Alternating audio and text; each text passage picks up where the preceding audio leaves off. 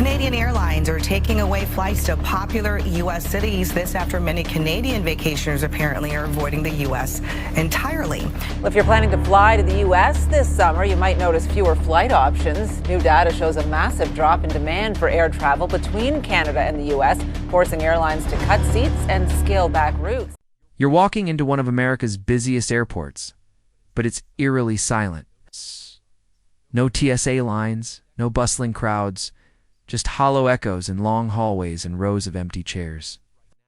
And no, this isn't 2020. This is now summer 2025. Tourism in America is crumbling. Flights are being canceled. Hotels sit vacant. And a staggering 3 million international tourists are skipping the U.S. this year. What was once a $2 trillion economic powerhouse is now sputtering badly, while most people aren't talking about it today. We are. Let's zoom out. Across the country, airports feel abandoned. At JFK, LAX, and Las Vegas, terminals echo like empty shopping malls. Visitor traffic is down 14% nationwide. That's a $21 billion blow in 2025 alone. Hotels are empty. Restaurants are bleeding cash. Theme parks are losing their crowds. For every 1% drop in international tourism, America loses $1.8 billion. This isn't a slowdown, it's a freefall. Now, let's talk about Canada, usually America's top tourist source. Flights from Canada to the U.S. have plummeted by 71% to 76% depending on the route. That's not just a dip, it's a nosedive. And it's not only Canada. Flights from Europe are down 17% to 28%. South America? Down by 10%. And perhaps most troubling, even Americans themselves are pulling back on travel. TSA checkpoint traffic just saw its first decline since the pandemic. So why is everyone staying away? It's 3 big reasons: politics, safety, and economics. Politics. The U.S. is facing global backlash, trade wars, foreign policy clashes, and a rising tide of diplomatic tension. Earlier this year, both Canada and the UK issued travel advisories urging caution when visiting the US. Even China warned its citizens to reconsider. And when governments speak, people listen. Safety, the headlines don't help. Mass shootings, protests, rising crime, fair or not. The perception is clear. Many no longer see the US as safe. Economics. Inflation is crushing vacation budgets.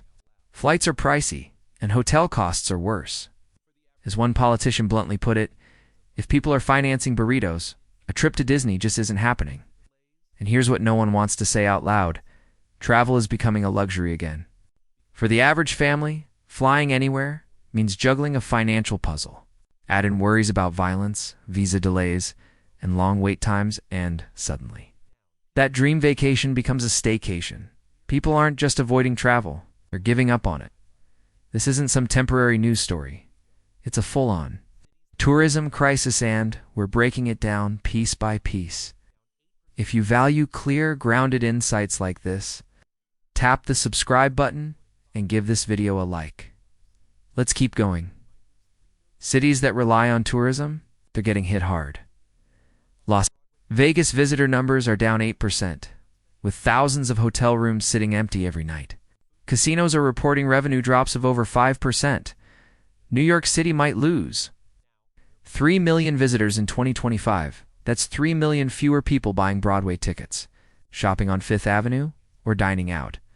Small businesses, from food trucks to souvenir shops, are hurting. Some just got back on their feet after COVID now. They're back on life support. So is this 2020 all over again? At first glance, yes.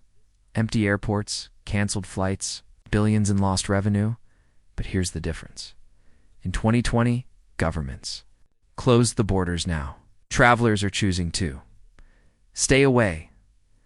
That's actually worse for the tourism industry, because this time it's not about restrictions. It's about perception. And perception is much harder to fix. Tourism is fragile. Economists often say it's the first thing to collapse during a downturn and the last to fully recover. If this trend keeps up through summer, the U.S. could lose between $20 and $21 billion by year's end. But it's not just about the money, it's about jobs, Local revenue, tax income, and overall economic momentum. Gone. America's image as a top travel destination is starting to crack. And it's not just the big cities feeling the impact. Small towns that rely on seasonal visitors, coastal escapes, national park towns, historic districts are watching their summer income disappear. Gift shops are closing early. Local festivals are getting canceled. And once those community economies fall apart, they don't come back easily. Can the situation be turned around? Yes, but it won't be easy. The U.S. Travel Association and several federal agencies are scrambling to respond.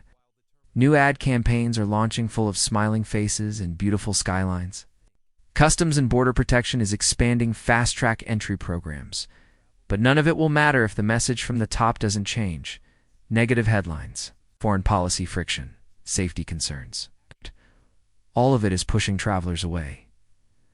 This isn't just about missed vacations. It's about a shifting global perception of what America is and what it offers.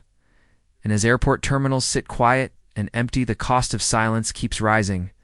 So what do you think? Are you seeing signs of this tourism collapse where you live?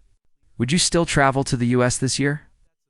Drop your thoughts in the comments and don't forget to subscribe for more deep dives into global shifts that actually matter.